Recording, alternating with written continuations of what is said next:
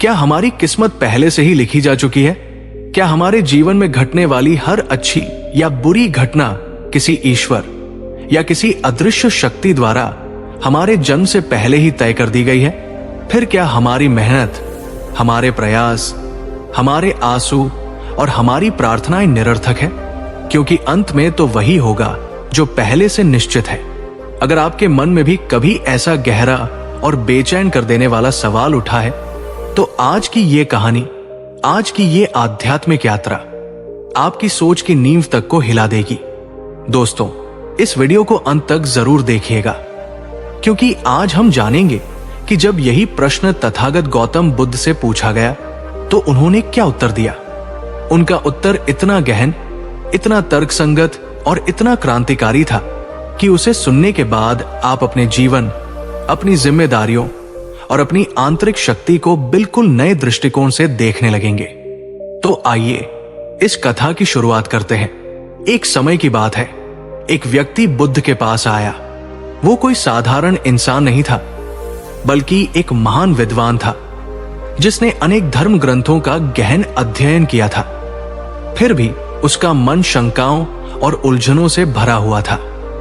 उसके चेहरे पर चिंता की रेखाएं और बौद्धिक थकान साफ झलक रही थी। वो बुद्ध के चरणों में बैठा और बोला, भगवान, मैंने बहुत से गुरुओं को सुना है, बहुत से शास्त्रों को पढ़ा है। कुछ कहते हैं कि जो कुछ भी होता है वो एक ईश्वर की इच्छा से होता है। कुछ कहते हैं कि ये हमारे पिछले जन्मों के कर्मों का फल है जिसे हम बदल नहीं सकते। और कुछ कहते हैं कि सब कुछ पहले से ही भाग्य में, नियति में तय कर रखा है। हम इंसान तो सिर्फ कठपुतलिया है। उसने अपनी आंखों में एक गहरी पीड़ा के साथ पूछा, भगवान, अगर ये सच है, अगर सब कुछ पहले से ही लिखा हुआ है, तो फिर हम कोशिश ही क्यों करें? हम अच्छे कर्म क्यों करें? हम पाप करें या पुण्य करें? अगर होना वही है जो लिखा है, तो फिर हमारे कर्मों के लिए हमें जिम्मेदार कैसे ठहराया जा सकता है? दोस्तों, क्या आपने भी कभी अपने जीवन के किसी बुरे दौर में ये सोचा है कि शायद मेरी किस्मत में यही लिखा था, या जो होना है वो तो होकर ही रहेगा? अगर हाँ, तो नीचे कमेंट में सिर्फ हाँ लिखिए। बुद्ध ने उस विद्वान के प्रश्न की गहराई को समझा। वे मुस्कुराए। उनकी मुस्कान में कोई रहस्य नहीं, बल्कि एक गहरी करुणा थी। उन्होंने उस व्यक्ति को देखा और बोले, आओ, मैं तुम्हें एक कहानी सुनाता हूं जो तुम्हारे सारे प्रश्नों का उत्तर दे देगी। बुद्ध बोले, बहुत समय पहले एक किसान था। उसके पास एक बहुत ही उपजाऊ खेत था। उसके पड़ोस के सभी किसान अपने अपने खेतों में कड़ी मेहनत करते और हर साल अच्छी फसल पाते थे। पर यह किसान बहुत आलसी था और भाग्य पर बहुत विश्वास करता था। एक साल जब बीज बोने का समय आया तो उसने कहा, अगर मेरे भाग्य में फसल लिखी होगी तो वो अपने आप उग जाएगी। मुझे मेहनत करने की क्या जरूरत है? और ये सोचकर उसने अपने खेत को ना तो जोता ना ही उसमें बीज डाले। वो बस एक पेड़ के नीचे बैठकर ईश्वर से अच्छी फसल की प्रार्थना करता रहा। कुछ महीनों बाद जब चारों ओर के खेत सुनहरी फसलों से लहला रहे थे, तो उसका खेत बंजर और सूखा पड़ा था। उसके घर में खाने को अन्न का एक दाना भी नहीं था। पड़ोसी किसान, जिनका खेत हरा भरा था, वे उसे देखकर हंसते हुए बोले, अरे भाई, लगता है इस साल भगवान ने तुम्हारा भाग्य अच्छा नहीं लिखा। वो किसान और भी दुखी होकर अपनी किस्मत को कोसता हुआ बैठ गया। उसी समय एक बुद्धिमान साधु उधर से गुजरे। उन्होंने उस किसान की हालत देखी और पूछा, पुत्र, तुम इतने दुखी क्यों हो और तुम्हारा खेत इतना सूखा क्यों है? किसान ने रोते हुए कहा, महात्मन, क्या करूं? भगवान ने मेरे भाग्य में इस साल फसल लिखी ही नहीं थी। साधु ने यह सुनकर जोर से हंसा। उसने कहा, मूर्ख, अगर भगवान ने तुम्हारे भाग्य में भूख और मृत्यु लिखी होती तो क्या तुम खाना पीना और सांस लेना भी छोड़ देते? यह सुनकर किसान चौंक गया। साधु ने आगे कहा, भगवान ने तुम्हें दो सबसे कीमती चीजें दी है, सोचने के लिए बुद्धि, विवेक, और काम करने के लिए दो हाथ, कर्म करने की शक्ति। अगर सब कुछ पहले से ही तय होता तो तुम्हें इन दोनों को देने की क्या जरूरत थी? तुम्हें तो बस एक पत्थर की मूर्ति की तरह बना दिया होता। सोचिए दोस्तों, ये बात कितनी गहरी है। अगर सब कुछ पहले से ही लिखा होता तो स्वयं बुद्ध को भी ज्ञान प्राप्त करने के लिए 6 साल तक कठोर साधना क्यों करनी पड़ती? वे तो जन्म से ही बुद्ध होते। बुद्ध का पूरा जीवन ही इस बात का प्रमाण है कि पुरुषार्थ से, कर्म से कुछ भी हासिल किया जा सकता है। बुद्ध उस विद्वान व्यक्ति से बोले, भाग्य और भगवान का ये खेल, ये नियति का सिद्धांत अक्सर एक भ्रम होता है। ज्यादातर जो लोग कर्म नहीं करना चाहते, जो अपनी जिम्मेदारियों से बचना चाहते हैं, वे अपनी आलस्य को, अपनी अकर्मण्यता को भाग्य का एक सुंदर नाम दे देते हैं। उन्होंने कहा, जो व्यक्ति ये पूरी तरह से मान लेता है कि सब कुछ पहले से तय है, वो अपनी जिंदगी की बागडोर किसी और के हाथ में दे देता है। वो अपनी गलतियों के लिए कभी खुद को जिम्मेदार नहीं मानता और इसलिए वो कभी उन गलतियों से सीखकर खुद को सुधार भी नहीं पाता। वो एक पिंजरे में बंद पक्षी की तरह है जो ये मान बैठा है कि वो उड़ ही नहीं सकता, जबकि पिंजरे का दरवाजा हमेशा से खुला हुआ था। लेकिन जो व्यक्ति ये मान लेता है कि मैं अपने हर विचार, हर वचन और हर कर्म से हर क्षण अपने भविष्य का निर्माण कर रहा हूं, वही सच्चा साधक है, वही सच्चा कर्मयोगी है। फिर बुद्ध ने अपनी उंगली से जमीन पर एक सीधी रेखा खींची और बोले, ये तुम्हारा वर्तमान है। अब अगर तुम यही बैठ जाओ और ये कहो कि मेरा आगे का रास्ता भगवान ने या मेरे भाग्य ने तय किया है, तो तुम जीवन भर यही बैठे रह जाओगे। लेकिन अगर तुम साहस करके अपनी इच्छा शक्ति से सिर्फ एक कदम भी इस रेखा के आगे बढ़ाते हो, तो तुम्हारा भविष्य उसी क्षण बदल जाएगा, क्योंकि तुम्हारा हर कदम एक नया रास्ता, एक नया भाग्य रचता है। क्या आप मानते हैं कि हमारे आज के छोटे छोटे कर्म ही हमारे कल का बड़ा भाग्य बनाते हैं? नीचे कमेंट में बताइए, आपकी नजर में कर्म ज्यादा ताकतवर है या भाग्य? बुद्ध ने अंत में अपनी शिक्षा का सार बताते हुए कहा, मैं नियतिवाद या भाग्य के सिद्धांत को पूरी तरह से जायज करता हूं, पर मैं ये भी नहीं कहता कि सब कुछ सिर्फ और सिर्फ तुम्हारे ही नियंत्रण में है। सत्य इन दोनों के बीच में है। उन्होंने समझाया, तुम्हारा वर्तमान तुम्हारे अतीत के कर्मों का फल है। ये सच है, तुम्हारे अतीत के कर्म तुम्हें एक विशेष परिस्थिति, एक विशेष शुरुआती बिंदु देते हैं। ये उस नदी की धारा की तरह है जिसमें तुम्हारी नाव खड़ी है, लेकिन उस नाव की पतवार तुम्हारे ही हाथ में है। अब तुम उस नाव को धारा के भरोसे छोड़ देते हो या अपनी मेहनत और हिम्मत से चप्पू चलाकर उसे अपनी मनचाही दिशा में ले जाते हो। ये हर क्षण तुम्हारा अपना स्वतंत्र चुनाव है, तुम्हारा अपना कर्म है। अगर तुम नाव नहीं चलाओगे तो धारा अतीत के कर्मों का फल तुम्हें कहीं भी चट्टानों से टकरा कर डुबो देगी और तुम कहोगे, ये मेरा भाग्य था। लेकिन अगर तुम पूरी हिम्मत और विवेक से अपनी नाव को चलाते हो, तो तुम न सिर्फ उन चट्टानों से बच सकते हो, बल्कि तुम धारा की दिशा को भी अपने पक्ष में मोड़ सकते हो। दोस्तों, ये बात कितनी प्रेरक है। आप अपनी जिंदगी की नाव को किस दिशा में चला रहे हैं? क्या आप धारा के भरोसे हैं या पतवार आपके अपने हाथों में है? नीचे कमेंट में एक संकल्प के रूप में बताइए, मैं अपनी नाव खुद चलाता चलाती हूं। तो दोस्तों, अब सोचिए, क्या भगवान ने सब कुछ पहले से तय किया है? बुद्ध का उत्तर है, नहीं, भगवान या प्रकृति ने सब कुछ तय नहीं किया, बल्कि उसने आपको ये शक्ति दी है कि आप अपने लिए सही और तलत का चुनाव कर सके और उस चुनाव के अनुसार कर्म कर सके। बुद्ध ने कहा था, भविष्य कोई लिखी हुई किताब नहीं है, ये एक छाली पन्ना है और कलम तुम्हारे ही हाथ में है। आज हम अपनी हर असफलता के लिए किस्मत को, ग्रहों को या भगवान की मर्जी को दोष दे देते हैं। परीक्षा में फेल हुए तो कहते हैं भाग्य न रहा था, नौकरी नहीं मिली तो कहते हैं ईश्वर ने नहीं चाहा, रिश्ते टूटे तो कहते हैं नसीब ही शराब था।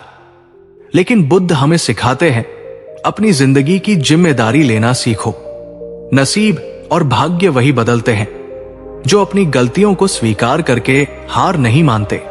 हर कोशिश, हर निर्णय, हर अच्छा या बुरा कर्म एक नया भविष्य रचता है। अगर आज आप मेहनत करते हैं तो कल वही दुनिया की नजरों में अच्छा भाग्य कहलाएगा। अगर बुद्ध की ये गहरी और आंखें खोल देने वाली शिक्षा आपको सच्ची लगी तो इस वीडियो को लाइक करें नीचे कमेंट में लिखें। मैं अपना भाग्य खुद लिखता हूं। और इस वीडियो को उन सब के साथ शेयर करें जो आज भी अपनी जिंदगी की बागडोर किस्मत के भरोसे छोड़कर बैठे हैं। और हां, अगर आप गौतम बुद्ध की ऐसी ही और गहरी कहानियां और जीवन परिवर्तनकारी विचार सुनना चाहते हैं जो आपके सोचने का तरीका बदल सकते हैं, तो हमारे इस परिवार का हिस्सा बनने के लिए चैनल को सब्सक्राइब करें और घंटी का आइकॉन भी दबाएं। धन्यवाद दोस्तों। याद रखिए, आप अपने भाग्य के शिकार नहीं बल्कि उसके निर्माता है। पिछले भाग में हमने बुद्ध की उस गहन शिक्षा को जाना था कि भविष्य तुम लिखते हो, भगवान नहीं। हमने समझा था कि हमारे जीवन की बागडोर हमारे ही कर्मों के हाथ में है। लेकिन दोस्तों, जैसे ही हम ये स्वीकार करते हैं, हमारे मन में एक और उससे भी ज्यादा बेचैन कर देने वाला, हमारी आस्था को हिला देने वाला सवाल उठता है। अगर सच में भगवान न्याय करता है, अगर कर्म का सिद्धांत सच्चा है, तो फिर इस दुनिया में इतने अच्छे, इतने नेक दिल लोग दुखी और पीड़ित क्यों रहते हैं? और क्यों अक्सर जो लोग बुरे हैं, जो अधर्म के रास्ते पर चलते हैं, वे सुखी, समृद्ध और शक्तिशाली दिखाई देते हैं? क्या ये भगवान का अन्याय नहीं है? क्या ये कर्म के सिद्धांत का खुला उल्लंघन नहीं है? आज की ये कहानी, आज की ये यात्रा आपको इसी सबसे बड़े, सबसे कठिन प्रश्न का उत्तर देगी। एक ऐसा उत्तर जो तथागत गौतम बुद्ध ने दिया था। एक ऐसा उत्तर जो शायद आपकी न्याय और अन्याय, सुख और दुख की पूरी समझ को ही बदल देगा। एक दिन जब बुद्ध अपने शिष्यों के साथ एक गांव में भिक्षाटन के लिए पहुंचे, तो वहां एक औरत दौड़ती हुई आई। वो बहुत ही दुखी और हताश थी। उसके चेहरे पर आंसुओं की सूखी लकीरें थी। उसके कपड़े फटे हुए थे और उसकी आंखों में एक गहरी शिकायत भरी निराशा थी। वो बुद्ध के चरणों में गिरकर फूट फूट कर रोने लगी और बोली, भगवान, लोग कहते हैं अब ज्ञानी है, आप करुणावान हैं, तो आप ही मेरा न्याय कीजिए। मैंने आज तक अपने जीवन में कभी किसी का बुरा नहीं किया, कभी झूठ नहीं बोला, हमेशा दूसरों की मदद की और हर रोज ईश्वर की पूजा की। फिर भी मेरा जीवन दुखों से भरा हुआ है। उसने अपनी व्यथा सुनाते हुए कहा, मेरा पति मुझे छोड़कर चला गया, मेरे छोटे छोटे बच्चे हमेशा बीमार रहते हैं और हमारे घर में कई कई दिनों तक खाने को अन्न का एक दाना भी नहीं होता। वहीं दूसरी ओर हमारे गांव का सूदखोर महाजन, जो गरीबों का खून चूसता है, झूठ बोलता है और हर तरह का अधर्म करता है, उसका घर धन दौलत से भरा है, उसके बच्चे स्वस्थ हैं और वो हर तरह का सुख भोग रहा है। उसने अपनी भीगी हुई आंखों से बुद्ध की ओर देखते हुए पूछा, भगवान, आप ही बताइए, क्या यही भगवान का न्याय है? क्यों मेरे जैसे अच्छे लोगों के साथ हमेशा बुरा होता है और बुरे लोग सुखी क्यों रहते हैं? दोस्तों, एक पल के लिए रुककर इस महिला की पीड़ा को महसूस कीजिए। क्या आपके मन में भी कभी यह सवाल नहीं आया है? क्या आपने भी कभी अपने आसपास ऐसा होते हुए नहीं देखा है? नीचे कमेंट में बताइए। क्या आप मानते हैं कि सच में अच्छे लोगों को ज्यादा दुख सहना पड़ता है? बुद्ध ने उस औरत को बड़े ही प्रेम और करुणा से उठाया। उन्होंने उसे कोई झूठा दिलासा नहीं दिया। उन्होंने कहा, उठो देवी, तुम्हारे प्रश्न में तुम्हारी पीड़ा छिपी है और यह बहुत ही स्वाभाविक प्रश्न है। आओ मैं तुम्हें एक कहानी सुनाता हूं, शायद तुम्हें तुम्हारा उत्तर मिल जाए। बुद्ध बोले, एक बार एक बहुत ही नेक दिल किसान और एक निर्दय शिकारी दोनों एक ही जंगल से गुजर रहे थे। वो किसान अत्यंत धर्मात्मा था। वो कभी किसी जीव को हानि नहीं पहुंचाता था। वो चींटियों के लिए आटा डालता, पक्षियों के लिए दाना पानी रखता और हमेशा दूसरों की भलाई के बारे में सोचता था।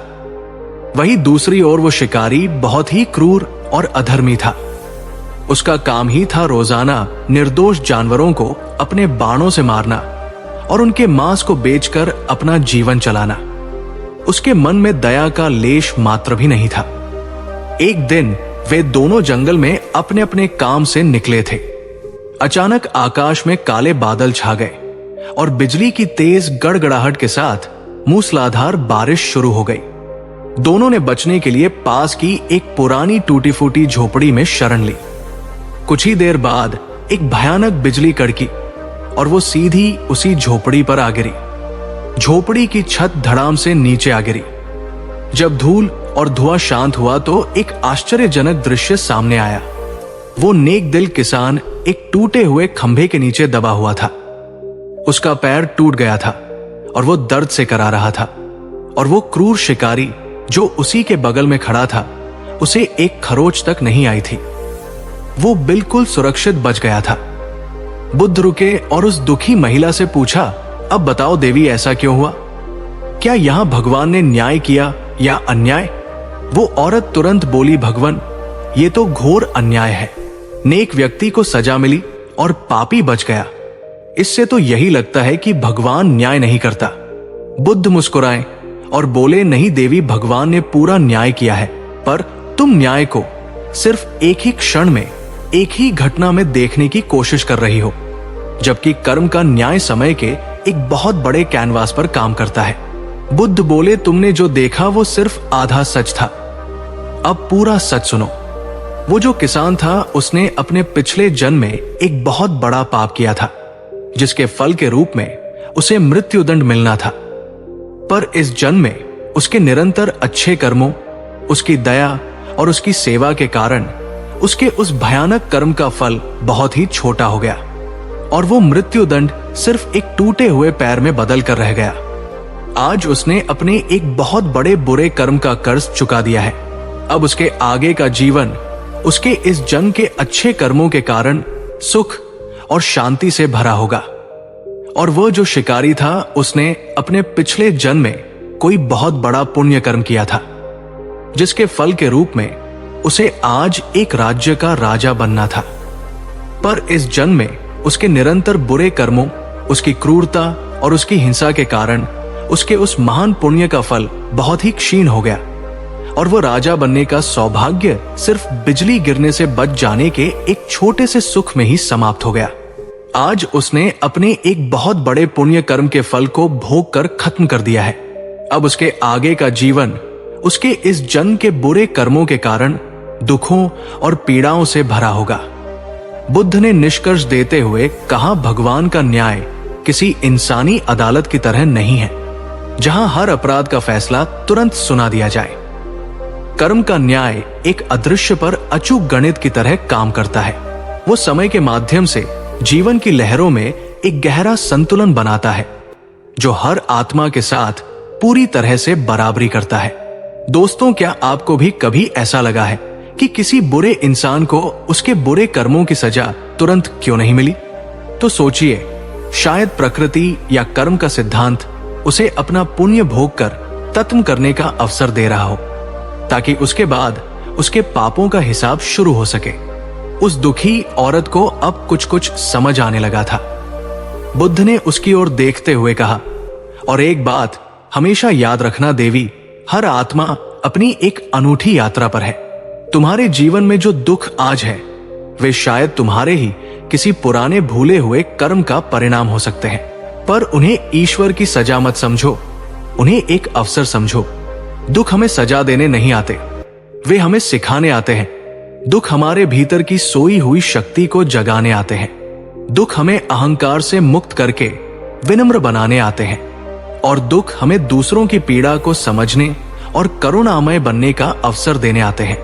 बुद्ध ने पूछा, अगर कोई बच्चा चलना सीखते समय बार बार गिरता है, तो क्या एक मां उसे दंड देती है? नहीं, वो जानती है कि ये गिरना ही उसे मजबूत बनाएगा और उसे चलना सिखाएगा। ठीक वैसे ही ईश्वर या कर्म का सिद्धांत भी हमें जीवन के दुखों और असफलताओं से गिराकर हमें और ज्यादा मजबूत और ज्यादा समझदार और ज्यादा करुणामय बनाना सिखाता है। वो न्याय करता है, पर उसका न्याय दंड देने वाला नहीं, बल्कि हमारे विकास के लिए हमें रूपांतरित करने वाला होता है। दोस्तों, अगर बुद्ध की ये बात की हर दुख एक शिक्षा है, आपके दिल को छू गई है, तो इस वीडियो को लाइक करें और उन सभी लोगों तक शेयर करें जो आज अपने दुखों को ईश्वर का अन्याय समझकर निराश बैठे हैं। बुद्ध ने अंत में उस औरत से कहा, तो अब तुम अपने घर जाओ और अपने जीवन को एक दुख या एक अन्याय की कहानी मत समझो। ये तुम्हारे ही कर्मों का परिणाम हो सकता है, लेकिन इसका ये अर्थ बिल्कुल नहीं है कि तुम इसे बदल नहीं सकती। अतीत के कर्मों पर रोने से कुछ नहीं होगा, पर आज इस क्षण तुम जो नया कर्म करोगी वही तुम्हारा आने वाला कल लिखेगा। धैर्य रखो, अपने मन को शुद्ध रखो और अपने कर्मों में अच्छाई और करुणा का भाव रखो, और देखना न्याय अपने आप सही समय पर प्रकट होगा। उस औरत की आंखों से अब भी आंसू गिर रहे थे, लेकिन इस बार वे आंसू दो या शिकायत के नहीं, बल्कि एक नई समझ और एक नई आशा के थे। वो बोली, भगवान आज मैं समझ गई, न्याय हमेशा होता है, बस हम उसे अपनी छोटी सीमित दृष्टि से देख नहीं पाते। तो दोस्तों याद रखिए, भगवान या कर्म का सिद्धांत कभी अन्याय नहीं करता। वो सिर्फ हमें वही देता है जो हमारे आध्यात्मिक विकास के लिए, हमें एक बेहतर इंसान बनाने के लिए जरूरी होता है। अगर आज आपके जीवन में दुख और संघर्ष है तो निराश मत होइए। हो सकता है ये आपके किसी पुराने कर्म का भुगतान हो, या हो सकता है ये आने वाले किसी बड़े सुख की तैयारी हो रही हो। नीचे कमेंट में एक विश्वास के साथ लिखिए, मैं ईश्वर कर्म के न्याय पर विश्वास रखता हूं। पिछले भाग में हमने बुद्ध की उस गहन शिक्षा को जाना था कि ईश्वर का न्याय कैसा होता है और अच्छे लोग दुखी क्यों रहते हैं।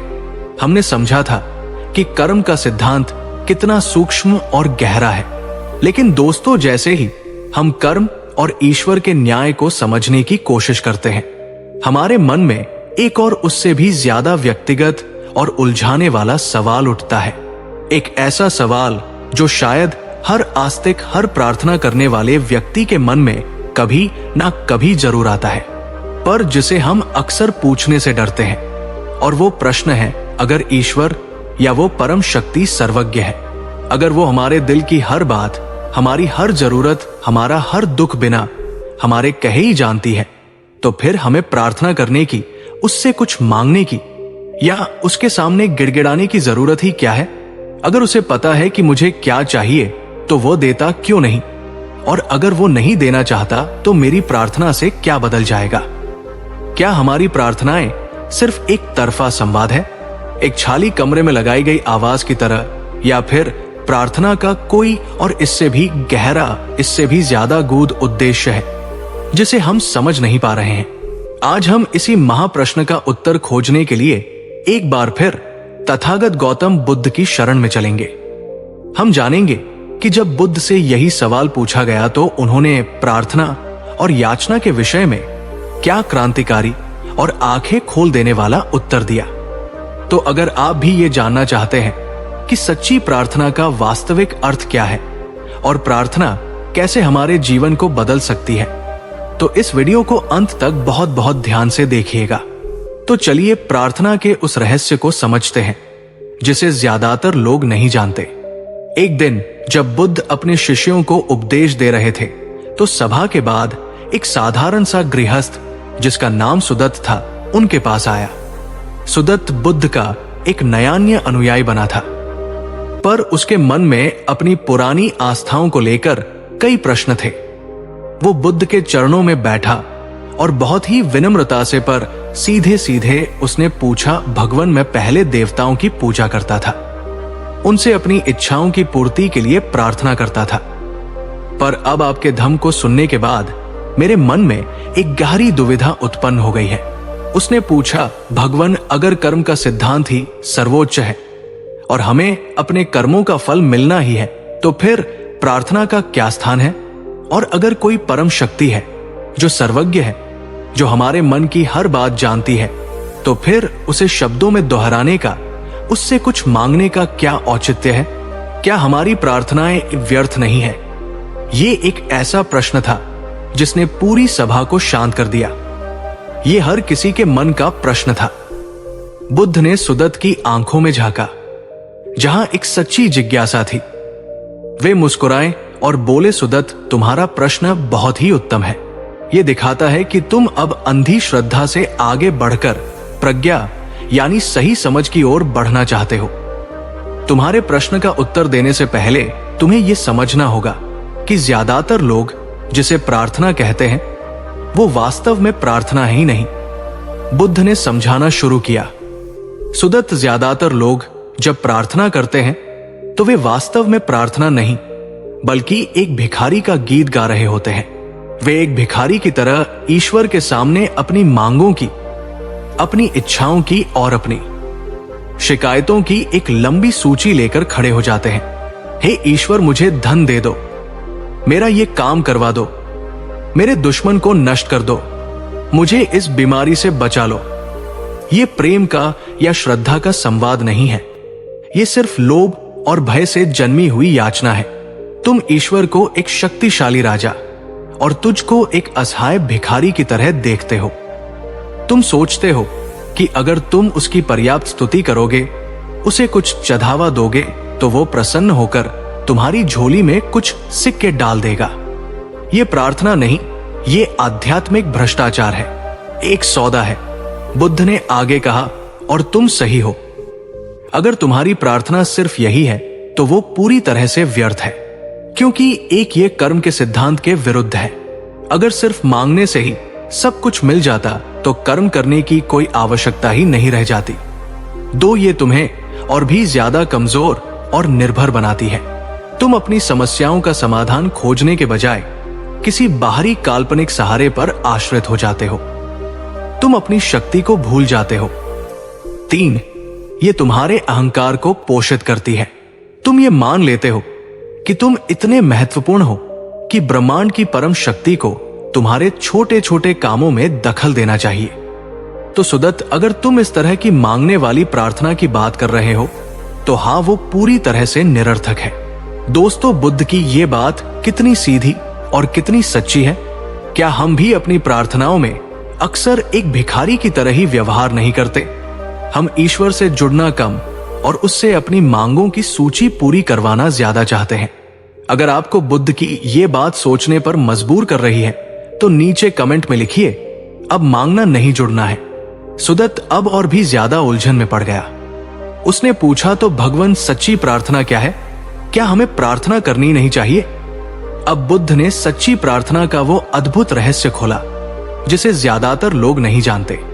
बुद्ध ने कहा, नहीं सुदत्त, सच्ची प्रार्थना बहुत शक्तिशाली होती है, पर वो बाहर किसी से कुछ मांगने के लिए नहीं बल्कि अपने ही भीतर कुछ जगाने के लिए होती है। सच्ची प्रार्थना का ईश्वर से कोई लेना देना नहीं है, उसका सीधा संबंध तुम्हारी अपनी चेतना से है। सच्ची प्रार्थना के 3 चरण होते हैं, 3 अंग होते हैं। सच्ची प्रार्थना की शुरुआत मांग से नहीं बल्कि धन्यवाद से होती है। जब तुम प्रार्थना में बैठो तो ये मत गिनाओ कि तुम्हारे पास क्या क्या नहीं है, बल्कि उन हजारों चीजों के लिए कृतज्ञता से भर जाओ जो तुम्हारे पास पहले से ही मौजूद है। ये सांसें जो चल रही है, ये शरीर जो स्वस्थ है, ये भोजन जो तुम्हें मिला, ये परिवार जो तुम्हें प्रेम करता है। जब तुम कृतज्ञता से भरते हो तो तुम्हारा मन अभाव की चेतना से निकलकर समृद्धि की चेतना में प्रवेश करता है। कृतज्ञता ही वो चुंबक है जो ब्रह्मांड से और अधिक अच्छी चीजों को तुम्हारी ओर खींचता है। प्रार्थना का दूसरा चरण है ईश्वर से शिकायतें करना नहीं बल्कि अपने ही भीतर झांकना। शांति से बैठकर अपने ही कर्मों, अपने ही विचारों और अपनी ही भावनाओं का साक्षी बनना, अपनी गलतियों को स्वीकार करना और फिर ईश्वर से शक्ति मांगने के बजाय अपने ही भीतर उस शक्ति को जगाने का संकल्प लेना। ये मत कहो, हे ईश्वर, मेरा क्रोध शांत कर दो, बल्कि ये संकल्प लो, आज मैं अपनी चेतना को इतना सजग रखूंगा कि क्रोध मुझ पर हावी ना हो पाए। ये मत कहो, मुझे सफलता दे दो, बल्कि ये संकल्प लो, मैं पूरी लगन और ईमानदारी से अपना कर्म करूंगा। सच्ची प्रार्थना तुम्हें निर्भर नहीं, आत्मनिर्भर बनाती है। तीसरा और सबसे महत्वपूर्ण चरण करुणा और मैत्री भावना और सच्ची प्रार्थना का अंतिम और सबसे ऊंचा शिखर है। सिर्फ अपने लिए नहीं बल्कि समस्त प्राणियों के लिए मंगल कामना करना। जब तुम्हारी प्रार्थना मुझे ये दे दो से बदलकर सबका मंगल हो, सभी प्राणी सुखी हो, सभी निरोगी हो, कोई भी दुखी ना रहे, में बदल जाती है, तो तुम अपनी छोटी सी महल की सीमाओं को तोड़कर उस विराट ब्रह्मांडीय चेतना से एक हो जाते हो। तुम्हारे हृदय में करुणा का सागर उमड़ पड़ता है और जिस हृदय में इतनी करुणा हो वहां व्यक्तिगत दुख और चिंताओं के लिए कोई जगह ही नहीं बचती। यही सच्ची प्रार्थना है सुदत्त। ये तुम्हें भिखारी नहीं बल्कि एक सम्राट बना देती है, एक ऐसा सम्राट जो मांगता नहीं बल्कि देता है। बुद्ध का ये अद्भुत उत्तर सुनकर सुदत्त की आंखों से आंसुओं की धारा निकली। उसे समझ आ गया कि वो जीवन भर कितनी बड़ी भूल करता रहा है। वो जिसे प्रार्थना समझ रहा था वो तो सिर्फ उसके लोभ और भय का प्रदर्शन था। उसने बुद्ध के चरणों में प्रणाम किया और कहा, भगवान, आज आपने मुझे प्रार्थना का और शायद धर्म का भी सच्चा अर्थ समझा दिया। आज से मेरी प्रार्थना एक मांगत्र नहीं बल्कि एक धन्यवाद पत्र होगी। आज से मैं आपसे कुछ मांगूंगा नहीं बल्कि आपके दिखाए मार्ग पर चलने का संकल्प लूंगा। उस दिन के बाद सुदत्त जब भी प्रार्थना में बैठता तो उसका हृदय कृतज्ञता, आत्मचिंतन और समस्त प्राणियों के लिए करुणा से भर जाता और उसे वह चीज अपने आप मिलनी शुरू हो गई जिसकी वो कभी मांग करता था, मन की शांति। तो मेरे प्यारे मित्रों, सुदत्त की ये कहानी और बुद्ध की ये गहन शिक्षा हमें प्रार्थना का एक बहुत ही गहरा और सच्चा अर्थ सिखाती है। ये हमें सिखाती है कि प्रार्थना ईश्वर को बदलने का तरीठा नहीं है, वो स्वयं को बदलने का विज्ञान है। प्रार्थना का उद्देश्य आकाश से कुछ उतारना नहीं बल्कि अपने ही भीतर कुछ जगाना है। तो अगली बार जब आप प्रार्थना में बैठे तो एक भिखारी की तरह नहीं, एक सम्राट की तरह बैठे हैं। कृतज्ञता के सम्राट, आत्मसंकल्प के सम्राट और करुणा के सम्राट। अगर बुद्ध का यह सच्ची प्रार्थना का रहस्य आपके हृदय को छुआ है और इसने आपकी आस्था को एक नई, गहरी और अधिक परिपक्व दिशा दी है, तो इस वीडियो को शेयर करके इस प्रज्ञा के प्रकाश को अपने सभी मित्रों और परिवारजनों तक पहुंचाएं। अंत में बस इतना ही, जब तक हम मांगते रहेंगे हम भिखारी बने रहेंगे। जिस दिन हम धन्यवाद देना और देना शुरू कर देंगे हम सम्राट बन जाएंगे। चुनाव आपका है। इस गहरी और आत्म मंथन की यात्रा में मेरे साथ बने रहने के लिए आपका हृदय से धन्यवाद। आपकी हर प्रार्थना सच्ची हो और आपका जीवन शांति से भर जाए, यही मेरी कामना है। नमो बुद्धाय। पिछले एपिसोड में हमने जाना कि प्रार्थना का सच्चा अर्थ क्या है, पर आज हम उस एक भावना की गहराइयों में उतरेंगे जो हमारी हर प्रार्थना को, हमारी हर शांति को और हमारे हर अच्छे कर्म को एक ही पल में जलाकर राख कर देने की क्षमता रखती है। ये भावना है क्रोध। जरा एक पल के लिए रुक कर सोचिए, जब कोई आपका अपमान करता है तो आपके भीतर कैसी आग जलती है? जब कोई आपको धोखा देता है तो आप कितने दिनों, महीनों या सालों तक उस बदले की भावना में सुलगते रहते हैं। हम सोचते हैं कि हमारा क्रोध, हमारा गुस्सा सामने वाले को सजा दे रहा है। हम सोचते हैं कि ये हमारी ताकत का प्रतीक है। लेकिन क्या यह सच है? आज हम तथागत गौतम बुद्ध की उस सबसे प्रसिद्ध और आंखें खोल देने वाली शिक्षा को जानेंगे जिसने क्रोध के पूरे मनोविज्ञान को ही पलटकर रख दिया।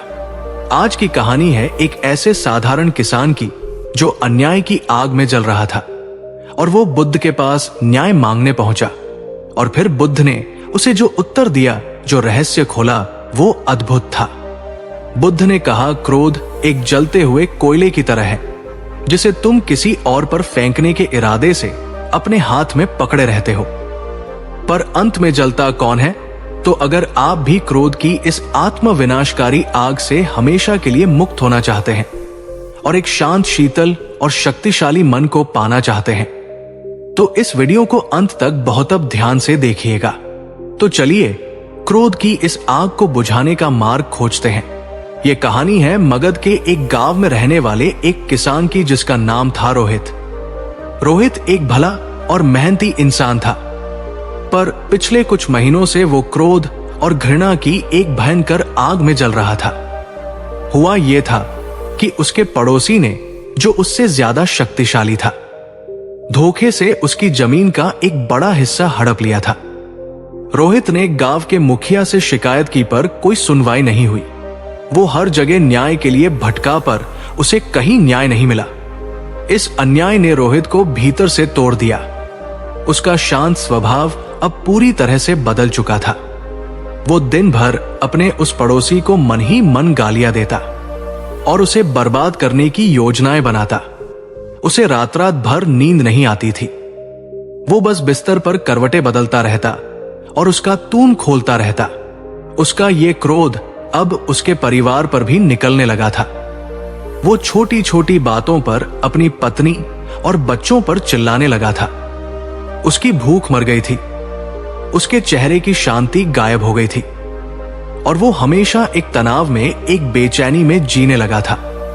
वो अपने दुश्मन को तो कोई नुकसान नहीं पहुंचा पा रहा था, पर वो अपने ही क्रोध की आग में हर पल खुद को जला रहा था। एक दिन अपनी इस आंतरिक पीड़ा से तंग आकर उसने सुना कि भगवान बुद्ध पास के ही एक उपवन में ठहरे हुए हैं। वो बुद्ध के पास गया, इस उम्मीद में नहीं कि बुद्ध उसे उसकी जमीन वापस दिला देंगे, बल्कि इस उम्मीद में कि वे उसे उसके मन में लगी इस आग को बुझाने का कोई तरीका बता देंगे। वो बुद्ध के सामने पहुंचा।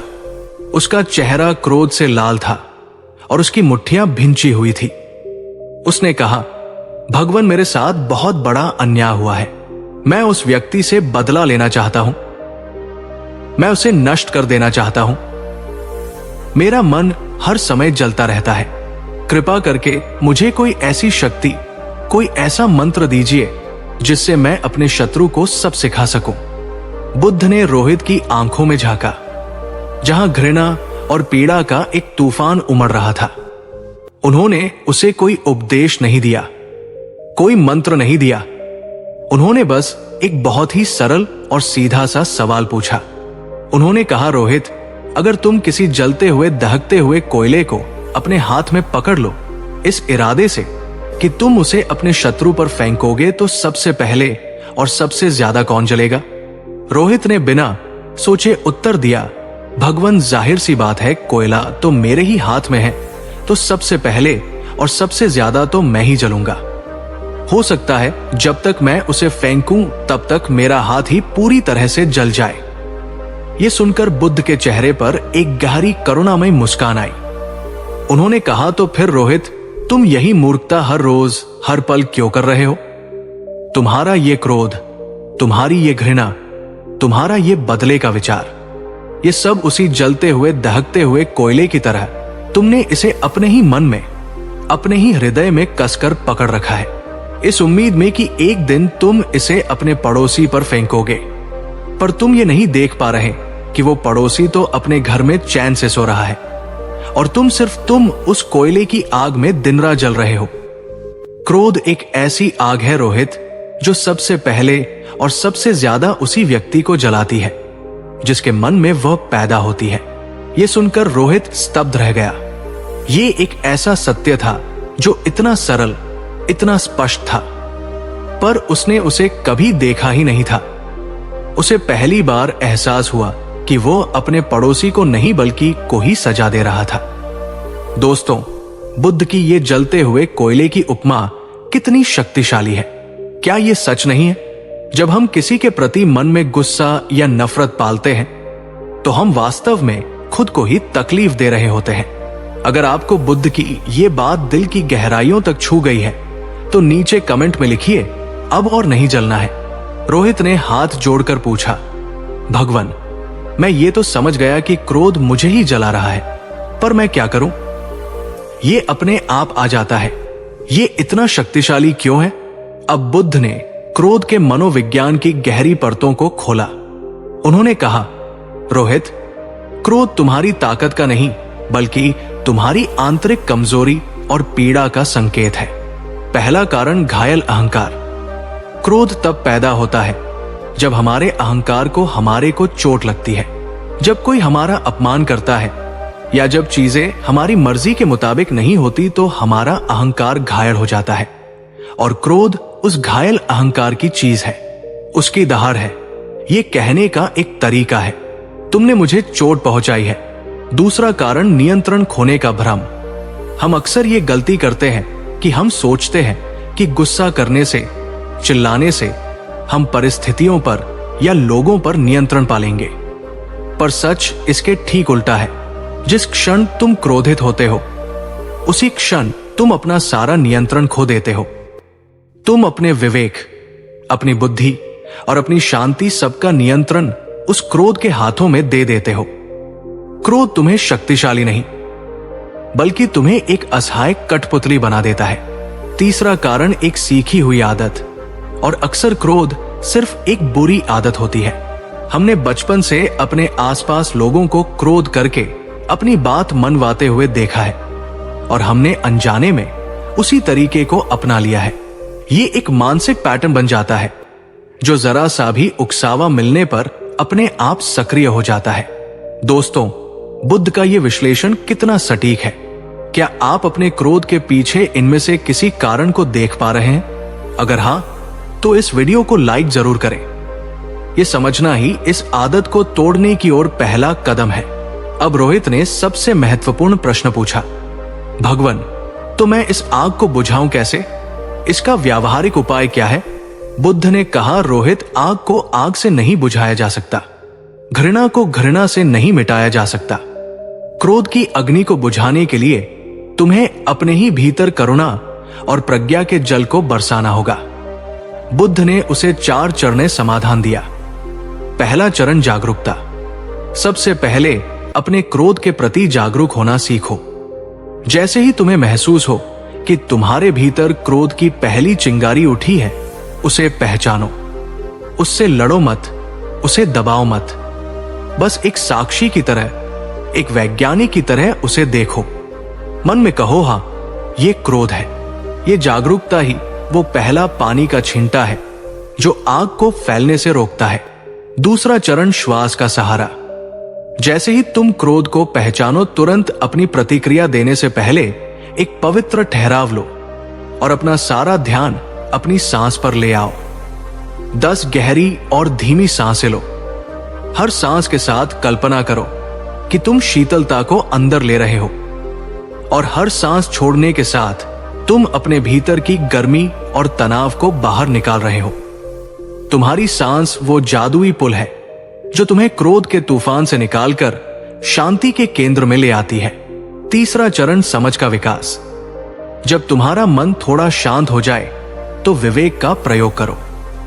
खुद से पूछो, क्या मेरा ये क्रोध इस समस्या को हल कर रहा है या इसे और भी ज्यादा बिगाड़ रहा है? क्या इस जलते हुए कोयले को पकड़े रहने से मुझे कोई लाभ हो रहा है? क्या कोई और ज्यादा शांत और रचनात्मक तरीका है इस स्थिति से निपटने का? यह प्रज्ञा का जल क्रोध की जड़ों को कमजोर करता है। चौथा और सबसे शक्तिशाली चरण करुणा का महासागर।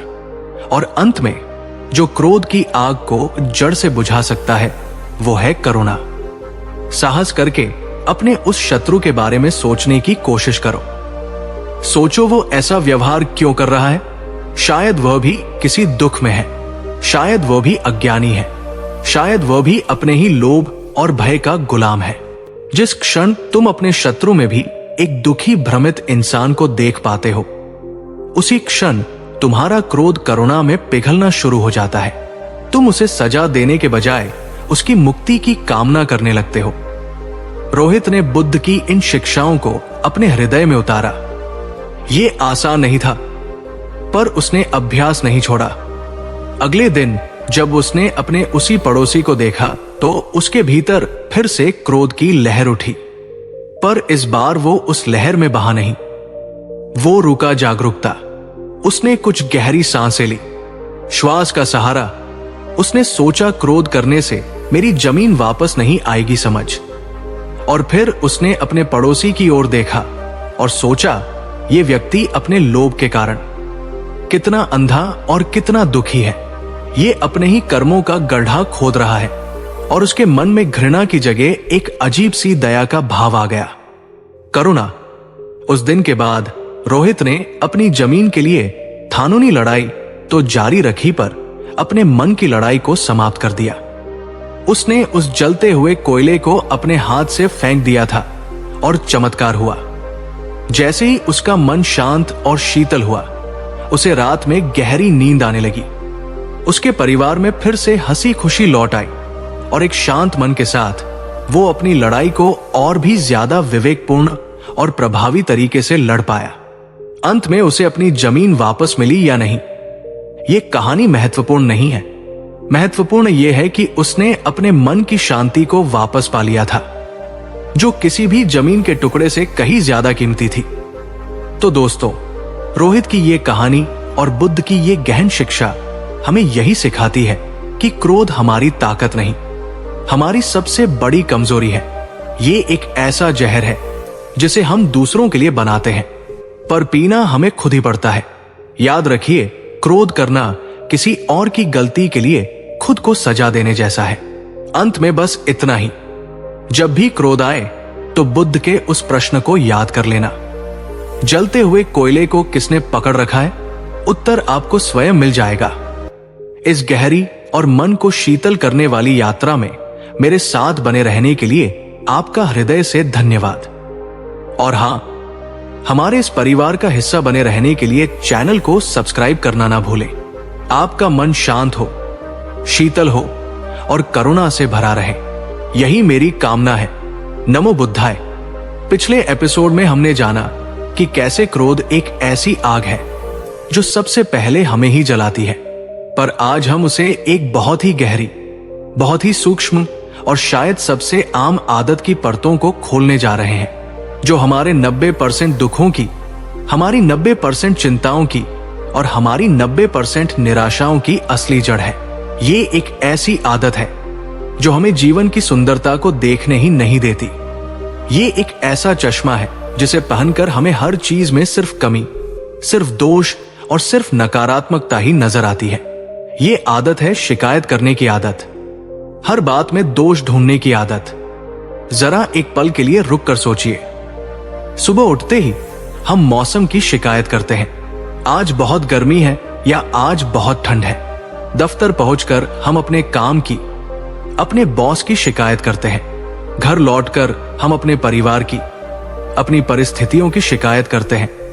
और अंत में रात को सोते समय हम ईश्वर से अपनी किस्मत से शिकायत करते हैं। हमारा पूरा जीवन एक अंतहीन शिकायत का सिलसिला बनकर रह गया है। लेकिन क्या आपने कभी यह सोचा है कि इस निरंतर शिकायत करने से क्या हमें आज तक कोई समाधान मिला है, या इसने सिर्फ हमारे मन के बोझ को, हमारी कड़वाहट को और हमारे दुखों को और भी ज्यादा बढ़ाया है? आज हम तथागत गौतम बुद्ध की एक ऐसी अद्भुत कहानी, एक ऐसी आंखें खोल देने वाली शिक्षा को जानेंगे जिसने शिकायत करने के पूरे मनोविज्ञान को ही उजागर कर दिया। बुद्ध ने कहा, जब तक तुम ये एक आदत नहीं छोड़ोगे तब तक तुम्हारा दुख कभी तुम्हारा पीछा नहीं छोड़ेगा।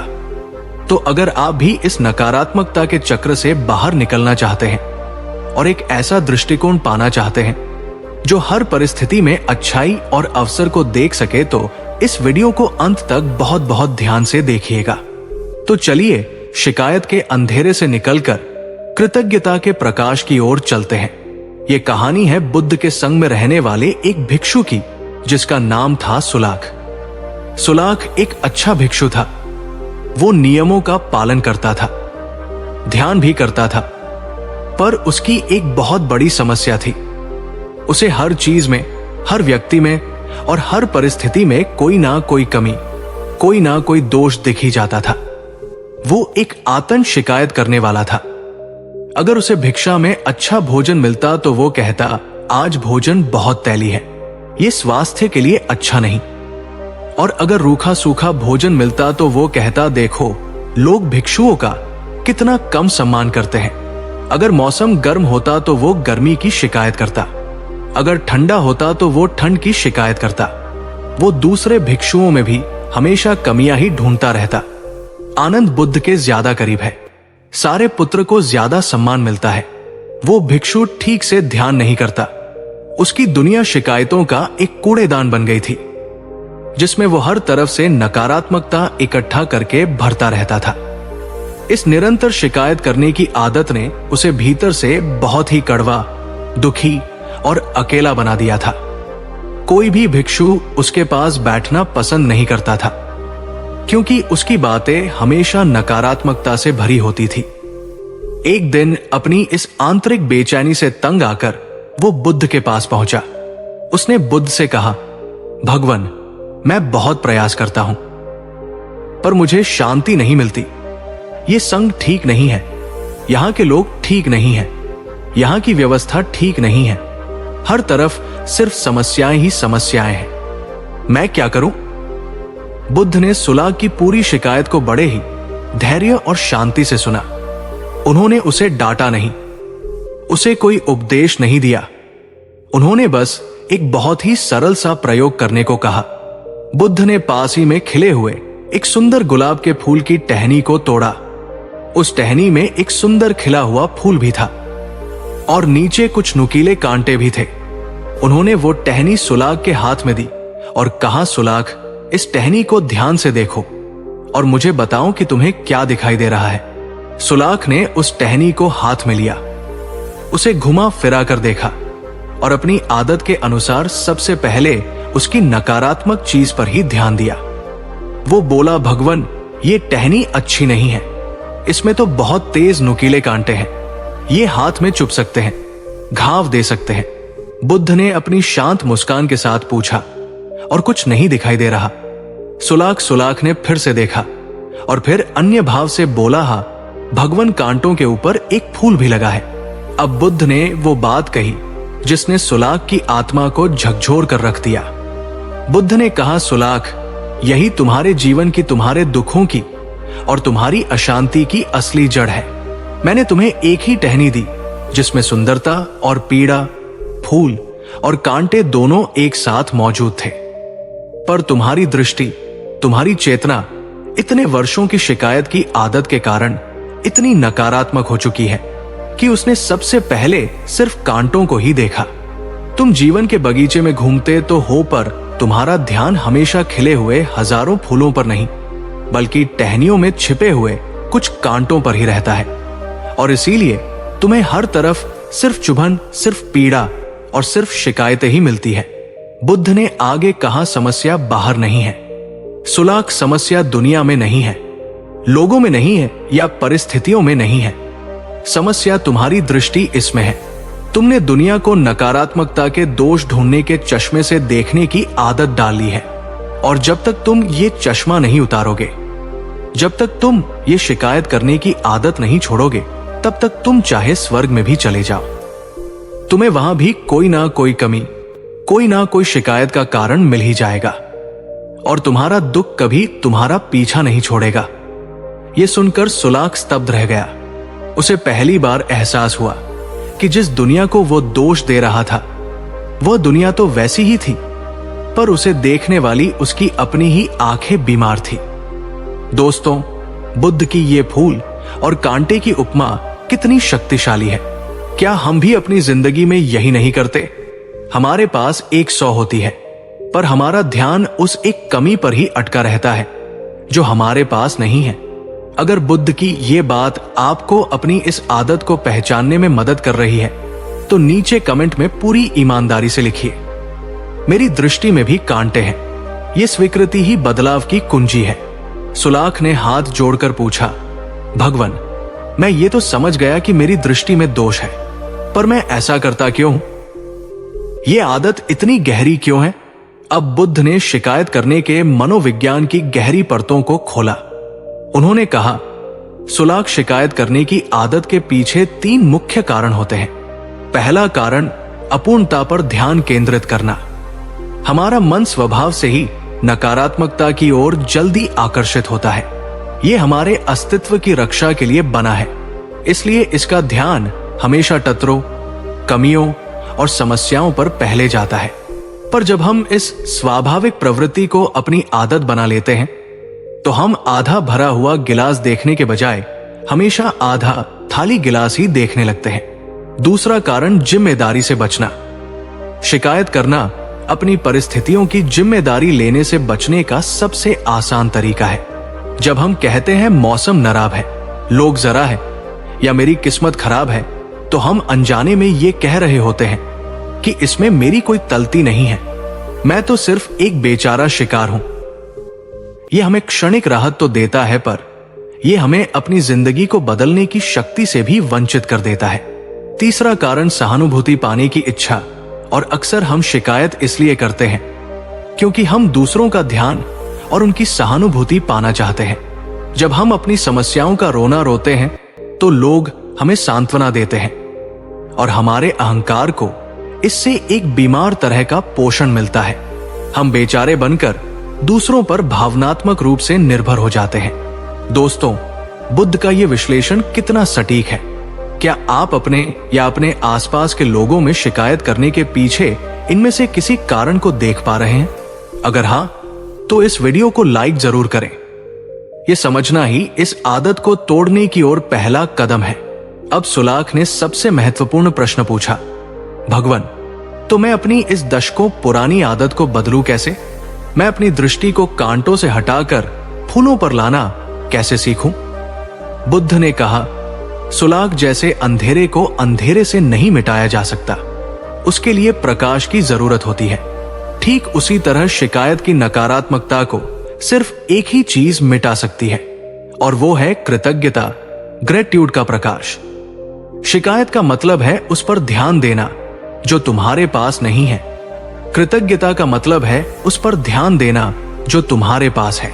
बुद्ध ने उसे एक बहुत ही सरल पर अत्यंत शक्तिशाली अभ्यास दिया। उन्होंने कहा, सुलाख, आज से तुम एक नया व्रत लो। तुम हर रोज रात को सोने से पहले और सुबह उठने के बाद सिर्फ 5 ऐसी चीजों के बारे में सोचोगे या लिखोगे जिनके लिए तुम सच में आभारी हो। ये बहुत छोटी छोटी चीजें भी हो सकती है। मैं आभारी हूं कि आज मुझे भोजन मिला। मैं आभारी हूं कि मेरे पास रहने के लिए एक छत है। मैं आभारी हूं कि आज सूरज निकला। मैं आभारी हूं कि मेरी सांसें चल रही हैं। मैं आभारी हूं कि आज किसी ने मुझसे प्रेम से बात की। शुरू में तुम्हारा मन विद्रोह करेगा, वो फिर से शिकायतें ढूंढने की कोशिश करेगा, पर तुम्हें दृढ़ता से जानबूझकर अपना ध्यान उन चीजों पर लाना है जो तुम्हारे जीवन में अच्छी है, जिनके लिए तुम धन्यवाद दे सकते हो। जैसे जैसे तुम इस कृतज्ञता की साधना को सींचोगे, तुम पाओगे कि तुम्हारा दृष्टिकोण धीरे धीरे बदल रहा है। तुम्हारा मन अब स्वाभाविक रूप से कांटों को अनदेखा करके फूलों को देखने लगेगा। और जिस दिन तुम्हारी दृष्टि बदल जाएगी, उसी दिन तुम्हारी दुनिया बदल जाएगी। तुम्हें वही लोग, वही परिस्थितियां जो पहले तुम्हें दुखदायी लगती थी, अब अवसरों और आशीर्वादों की तरह नजर आने लगेंगी। सुलाख ने बुद्ध की इस शिक्षा को अपने हृदय में उतारा। उसने उसी दिन से कृतज्ञता का अभ्यास शुरू किया। यह आसान नहीं था, पर उसने हार नहीं मानी। हर रोज वो जबरदस्ती अपने मन को उन चीजों पर लाता जिनके लिए वो आभारी था, और चमत्कार हुआ। धीरे धीरे हफ्तों और महीनों के अभ्यास के बाद उसका पूरा नजरिया ही बदल गया। अब उसे रूखे सूखे भोजन में भी उस किसान की मेहनत और देने वाले की श्रद्धा नजर आने लगी, जिसके लिए वो कृतज्ञ होता। अब उसे दूसरे भिक्षुओं की सफलता में ईर्ष्या नहीं, बल्कि प्रेरणा नजर आने लगी, जिसके लिए वो कृतज्ञ होता। अब वो जीवन की छोटी छोटी चीजों में, एक खिलते हुए फूल में, पक्षियों के गीत में, अपनी चलती हुई सांसों में गहरा आनंद और आश्चर्य खोजने लगा। उसकी शिकायतें समाप्त हो गई, और जैसे ही शिकायतें गई, उसका दुख, उसकी कड़वाहट और उसकी अशांति भी विदा हो गई। उसका हृदय अब कांटों से नहीं, बल्कि कृतज्ञता के फूलों से भर गया था। तो दोस्तों, सुलाख की ये कहानी और बुद्ध की ये गहन शिक्षा हमें यही सिखाती है कि हमारी खुशियां या दुख हमारी बाहरी परिस्थितियों पर उतना निर्भर नहीं करते जितना हमारे आंतरिक दृष्टिकोण पर करते हैं। शिकायत करने की आदत ही वो एक आदत है जिसे जब तक आप नहीं छोड़ेंगे, तब तक दुख और निराशा आपका पीछा नहीं छोड़ेंगे। याद रखिए, आप जिस पर ध्यान केंद्रित करते हैं, वही चीज आपके जीवन में बढ़ती है। अगर आप कांटों पर ध्यान देंगे तो आपका जीवन कांटों से भर जाएगा, और अगर आप फूलों पर ध्यान देंगे तो आपका जीवन एक महकता हुआ बगीचा बन जाएगा। अंत में बस इतना ही, आपके पास जो नहीं है उसे देखकर रोने के बजाय एक बार शांति से बैठकर उसे देखिए जो आपके पास है। आप पाएंगे कि आप पहले से ही कितने समृद्ध हैं। इस गहरी और मन को शुद्ध करने वाली यात्रा में मेरे साथ बने रहने के लिए आपका हृदय से धन्यवाद। आपका हृदय कृतज्ञता से भरा रहे, यही मेरी कामना है। नमो बुद्धाय। पिछले एपिसोड में हमने जाना कि कैसे शिकायत करने की आदत हमारे दुखों की जड़ है, पर आज हम उस एक और बहुत ही भारी, बहुत ही जहरीले बोझ की बात करने जा रहे हैं, जिसे हम में से ज्यादातर लोग जाने अनजाने में अपनी पूरी जिंदगी अपनी पीठ पर, अपने दिल पर ढोते रहते हैं। ये बोझ है माफ ना कर पाने का बोझ। ये बोझ है किसी के दिए हुए धोखे का, किसी के कहे हुए कड़वे शब्दों का, किसी के किए हुए अन्याय का। जरा एक पल के लिए रुक कर सोचिए, क्या आपके जीवन में भी कोई ऐसा व्यक्ति है जिसके बारे में सोचकर ही आपका मन कड़वाहट और क्रोध से भर जाता है? क्या आप भी किसी पुरानी दर्दनाक घटना को आज तक अपने मन में ताजा रखे हुए हैं और उसे भूल नहीं पा रहे हैं? हम सोचते हैं कि किसी को माफ ना करके हम उसे सजा दे रहे हैं। हम सोचते हैं कि हम अपनी नाराजगी को पकड़कर उसे उसकी तलती का एहसास दिला रहे हैं, लेकिन क्या सच में ऐसा होता है? आज हम तथागत गौतम बुद्ध की एक ऐसी अद्भुत कहानी, एक ऐसी आंखें खोल देने वाली शिक्षा को जानेंगे, जिसने मापी के पूरे मनोविज्ञान को ही एक नए दृष्टिकोण से प्रस्तुत किया। बुद्ध ने कहा, जब तक तुम दूसरों को और स्वयं को माफ करना नहीं सीखते, तुम कभी भी सच्ची शांति का अनुभव नहीं कर सकते। तो अगर आप भी अपने मन पर पड़े इन पुराने बोझों को उतार कर एक हल्का, स्वतंत्र और शांत जीवन जीना चाहते हैं, तो इस वीडियो को अंत तक बहुत बहुत ध्यान से देखिएगा, क्योंकि आज जो आप सीखने वाले हैं वो आपको अतीत की कैद से आजाद कर सकता है। तो चलिए मापी की उस मुक्तिदायक शक्ति को खोजते हैं। ये कहानी स्वयं बुद्ध के अपने कुल शाक्य वंश से जुड़ी है और ये दिखाती है कि कैसे मारश ना कर पाने की एक छोटी सी चिंगारी एक पूरे साम्राज्य को जलाकर राख कर सकती है। बुद्ध के समय में कौशल राज्य के राजा थे प्रसंजित। उन्होंने शाक्य कुल में विवाह करने की इच्छा प्रकट की।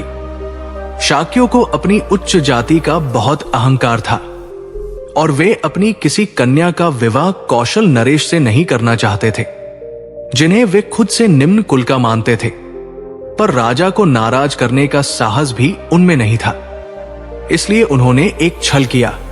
उन्होंने अपनी एक दासी की बेटी, जिसका नाम वास भक्तिया था, उसे एक शाक्य राजकुमारी बताकर उसका विवाह राजा प्रसंजित से कर दिया।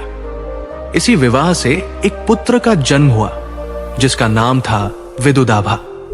जब विदुदाभा 8 वर्ष का हुआ तो वो अपने ननिहाल यानी शाकियों के देश कपिलवस्तु घूमने गया। वहां उसके साथ बहुत ही अपमानजनक व्यवहार किया गया। शाकियों ने उसे किसी भी पवित्र स्थान पर बैठने नहीं दिया। उसके जाने के बाद जिस आसन पर वो बैठा था उसे अपवित्र मानकर दूध से धोया गया, ये कहते हुए कि एक दासी पुत्र ने हमारे आसनों को भ्रष्ट कर दिया। ये बात दुर्भाग्य से राजकुमार विदुदाभा ने सुन ली। वो अपमान की आग में जल उठा। एक 8 साल के बच्चे के कोमल मन पर उसके अपने ही परिवार द्वारा किया गया ये गहरा घाव एक जहरीले बीज की तरह बो दिया गया। उसने उसी क्षण उसी स्थान पर एक भयानक प्रतिज्ञा ली। आज इन शाकियों ने मुझे बैठने के आसन से उठाकर दूध से धोया है। जिस दिन मैं राजा बनूंगा, मैं इन्हीं शाकियों के रक्त से इस धरती को धोऊंगा। मैं इस अपमान का बदला जरूर लूंगा। वो अपने महल लौट आया, पर वो उस अपमान को कभी नहीं भूला। वो मारश ना कर पाने का वो भारी पत्थर अपनी पूरी जिंदगी अपने हृदय पर ढोता रहा। दोस्तों, सोचिए, बचपन में मिला एक छोटा सा घाव भी अगर उसे समय पर भरा ना जाए तो वो कैसे एक जीवन भर के नासूर में बदल सकता है। क्या आपके जीवन में भी कोई ऐसी पुरानी दर्दनाक याद है जिसे आप आज तक माफ नहीं कर पाए हैं? कई वर्षों बाद विदुदाभा सच में राजा बन गया और राजा बनते ही उसे अपनी वो पुरानी प्रतिज्ञा याद आ गई। उसने अपनी एक विशाल सेना तैयार की और शाकियों के विनाश के लिए कपिलवस्तु पर आक्रमण करने के लिए निकल पड़ा। जब तथागत बुद्ध को ये मबर मिली तो वे जानते थे कि ये विनाश कर्म के नियम के अनुसार होकर ही रहेगा, पर अपनी करुणा के कारण वे उसे रोकने का एक अंतिम प्रयास करने के लिए गए। बुद्ध उस रास्ते पर एक ऐसे सूखे पेड़ के नीचे जाकर बैठ गए जिसकी कोई छाया नहीं थी। जबकि पास में ही एक विशाल हरा भरा बरगद का पेड़ था। जब राजा विदुदाभा अपनी सेना के साथ वहां पहुंचा और उसने बुद्ध को उस तपती धूप में एक सूखे पेड़ के नीचे बैठे देखा तो उसे बड़ा आश्चर्य हुआ। उसने बुद्ध को प्रणाम किया और पूछा, भगवान, आप इस घनी छाया वाले बरगद के पेड़ को छोड़कर इस सूखी लकड़ी के नीचे क्यों बैठे हैं? अब बुद्ध ने वो अद्भुत उत्तर दिया जो मापी के पूरे रहस्य को खोल देता है। बुद्ध ने अपनी शांत करुण आमी दृष्टि से विदुदाभा को देखते हुए कहा, राजन, अपने कुलजनों की, अपने रिश्तेदारों की छाया चाहे वो कितनी भी सूखी क्यों ना हो, किसी बाहरी व्यक्ति की घनी छाया से ज्यादा शीतल होती है। ये एक बहुत ही गहरा प्रतीकात्मक उत्तर था। बुद्ध उसे याद दिला रहे थे कि वो जिन्हें मारने जा रहा है वे उसके अपने ही लोग हैं। पर विदुदाभा प्रतिशोध की आग में इतना अंधा हो चुका था कि उसने बुद्ध के इस संकेत को अनसुना कर दिया। उसने बुद्ध का सम्मान करते हुए अपनी सेना को वापस लौटा लिया, पर उसका इरादा नहीं बदला। बुद्ध ने 3 बार ऐसा ही प्रयास किया और तीनों बार विदुदाभा लौट गया, पर चौथी बार वो नहीं रुका। तब बुद्ध ने एक दूसरा और भी सीधा उदाहरण दिया।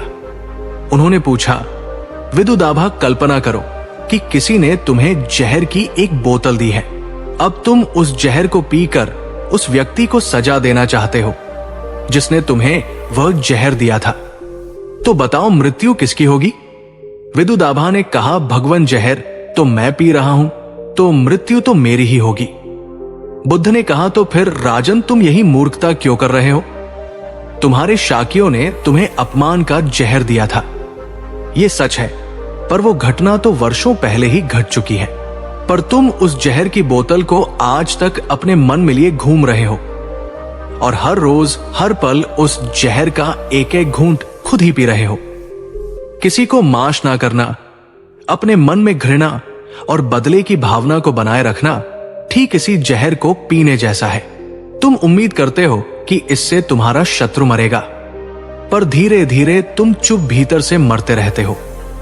तुम्हारी शांति मरती है, तुम्हारी करुणा मरती है और अंत में तुम्हारी आत्मा मर जाती है।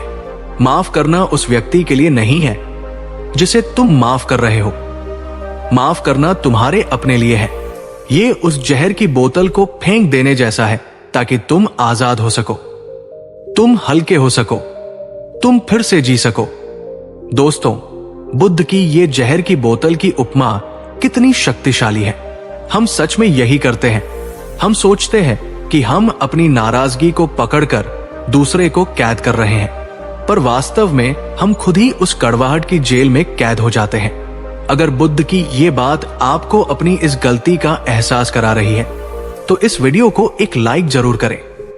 अब सवाल उठता है कि अगर मास करना हमारे अपने ही भले के लिए है तो फिर ये इतना मुश्किल क्यों होता है? बुद्ध के उपदेशों के अनुसार इसके 3 मुख्य मनोवैज्ञानिक कारण हैं। पहला कारण, न्याय की तलत धारणा। हम सोचते हैं कि माश करने का मतलब है ये कहना कि जो हुआ वो ठीक था। हम सोचते हैं कि माश करने का मतलब है उस व्यक्ति को उसके कर्मों के परिणाम से बरी कर देना, पर यह सच नहीं है।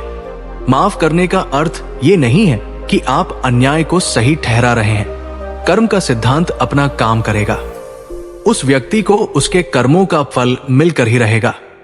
मापी सिर्फ आपको उस घटना के भावनात्मक बोझ से मुक्त करती है। दूसरा कारण, अहंकार और पीड़ित होने की पहचान। अक्सर हम माफ इसलिए नहीं कर पाते क्योंकि हमारा अहंकार हमें इसकी इजाजत नहीं देता। हमारा अहंकार कहता है गलती उसकी थी तो वो पहले माफी मांगे। हम सही होने के इस एहसास से चिपके रहना चाहते हैं और कभी कभी हम पीड़ित विक्टिम होने की इस भूमिका से इतना जुड़ जाते हैं कि हम उसे छोड़ना ही नहीं चाहते क्योंकि उससे हमें दूसरों की सहानुभूति मिलती है। तीसरा कारण, असुरक्षा का भय। हमें लगता है कि अगर हमने किसी को माफ कर दिया तो हम कमजोर दिखेंगे और वो व्यक्ति हमें फिर से चोट पहुंचा सकता है। माफ करने को हम हार मान लेने जैसा देखते हैं, पर बुद्ध कहते हैं सच्ची ताकत बदला लेने में नहीं बल्कि माफ कर देने में है। उम्मीद है कि बुद्ध की शिक्षाओं पर आधारित इस कहानी ने आपके अंदर एक नई ऊर्जा का संचार किया होगा।